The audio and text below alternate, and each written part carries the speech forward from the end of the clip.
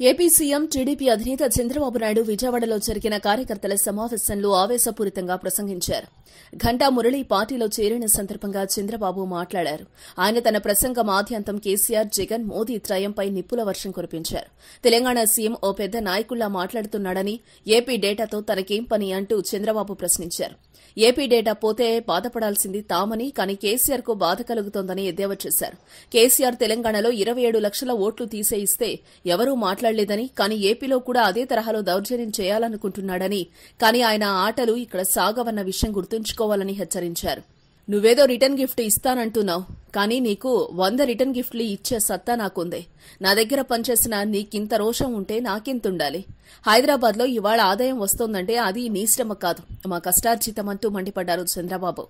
జగన్కు ఈ గడ్డపై నమ్మకం లేదు, ఇక్కడ ప్రజలపై విశ్వాసం లేదు, అమరావతిపై అభిమానం లేదు అని చంద్రబాబు ధ్వజమెత్తారు. పాదయాత్ర సమయంలో తప్పితే ఎప్పుడూ రాష్ట్రంలో ఆయన బస చేయలేదు. గత 5 ఏళ్లలో ఆయన రాష్ట్రంలో ఎన్నాళ్లున్నారు అని నిలదీశారు. సోమవారం చింతలపూడి మాజీ ఎమ్మెల్యే గంటా మురళి తేదేపాలో చేరారు. ఈ సందర్భంగా మాట్లాడారు. తండ్రి అధికారాన్ని అడ్డం పెట్టుకుని 1,00,000 కోట్లు సంపాదించిన ఆయన ఇప్పుడు నీతి నిజాయితీల గురించే మాట్లాడుతున్నారని మండిపడ్డారు. 2-3 రోజుల్లో అభ్యర్థులపై ఒక స్పష్టత వస్తుందని ముఖ్యమంత్రి తెలిపారు. అనంతరం పార్టీ క్యాడర్ను సంసిద్దం చేసేందుకు వారితో సమావేశమవుతానన్నారు. తిరుపతితో ప్రారంభించి 4 రోజుల్లో అన్ని జిల్లాల్లో పార్టీ కార్యకర్తల సమావేశాలు పూర్తి చేస్తామని తెలిపారు. జగన్ గతంలో తండ్రిని అడ్డుపెట్టుకుని అక్రమంగా సంపాదించి దొరికిపోయి అందరినీ జైలుకు తీసుకెళ్లారని, ఆయన మళ్లీ అధికారంలోకి వస్తే అందరూ జైలు పాలవుతారని చంద్రబాబు పేర్కొన్నారు. జగన్కు ముఖ్యమంత్రి కావాలన్న కల తప్ప ప్రజలకు సేవ చేయాలన్న ఆలోచన లేదని ధ్వజమెత్తారు.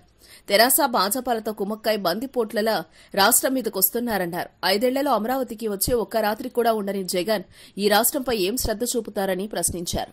వార్తావాణి న్యూస్ ఛానల్ ఎప్పటికప్పుడు రాజకీయ, సినీ విశేషాలు, స్పోర్ట్స్ మరియు సాంకేతిక పరమైన మరెన్నో విషయాలను మన ముందుకు తెస్తుంది. మరింత సమాచారం కొరకు వార్తావాణి న్యూస్ ఛానల్ ని సబ్స్క్రైబ్ చేయండి.